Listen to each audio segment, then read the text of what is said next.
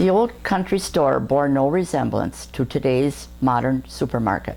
It was a small enterprise, usually family operated, offering a range of everyday goods from mercantile items to hardware, tools, kitchenware, and staple foods. Generally, it had no refrigeration and carried few perishable items, though oranges were often available, especially around Christmas. But they always offered a tempting array of confections to delight the neighborhood children. Jacob Couillard was a merchant and established a store soon after his arrival in 1851.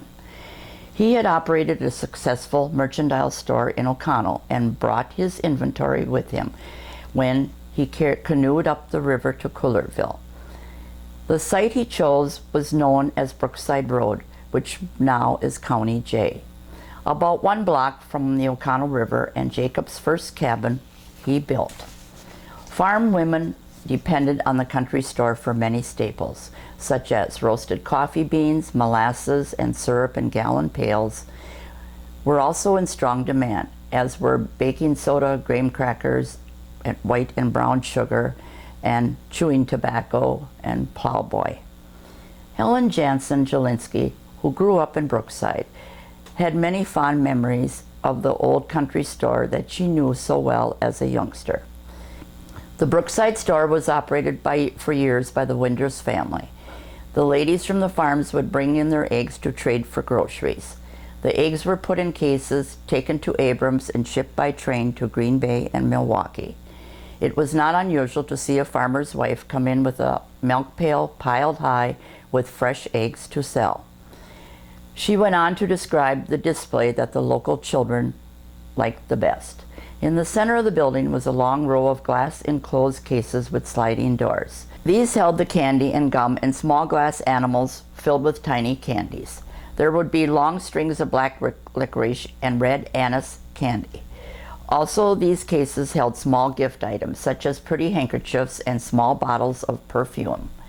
Many small noses left smudges on the glass as they looked wistfully inside.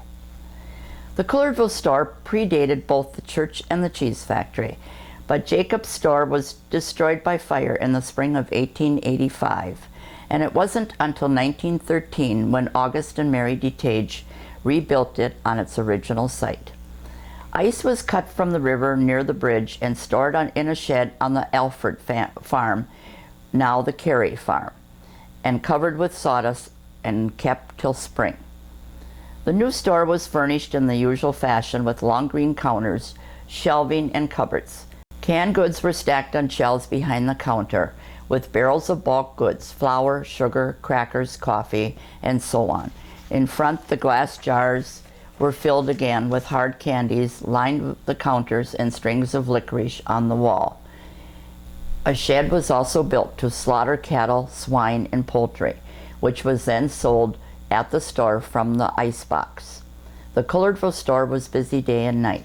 Farm wives were in and out and all day, and their husbands began to show up after the day's chores were finished, often well into the evening. That was no matter to the DeTages, since they lived in the store and kept it open whenever business was to be had.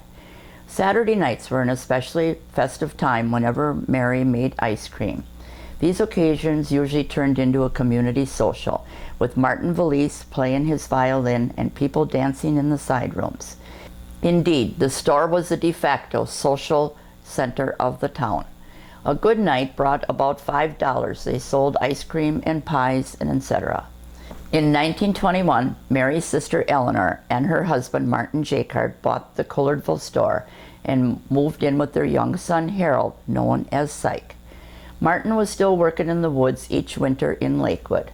Eleanor ran the store and cared for her family, which soon included Evelyn, Betty, and Jim.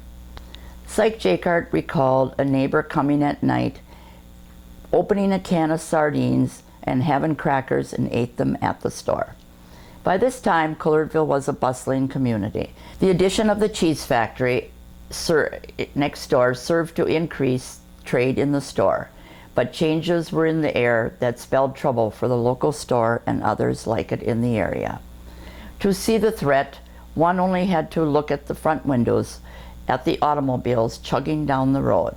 These machines provided a new level of transportation, convenience for work and pleasure. They also made it practical to visit large stores in the nearby towns where the selection was greater and the prices lower. The handwriting was on the wall. In the late 1920s, large stores were operating in Brookside, O'Connell, and Abrams, and most of the farm families around Couillardville had either trucks or automobiles to easily access them. Finally, in 1929, Eleanor and Martin decided to close the store. They put an addition onto the building, expanded their living space throughout the former store, and continued living there for many years. They also added inside plumbing and electricity. When Eleanor passed away in 1954, Martin decided to sell the old store and move in with his son and daughter-in-law, Syke and Lorraine Jacob. He lived with them for the next 3 decades, passing away in 1985 at the age of 97 years old. Joe Jr. and Doris DeTage bought the building and land from Martin and lived there for many years. Though the old store no longer is standing, the special memories continues fresh in the minds of many people who knew it so well in the days gone by.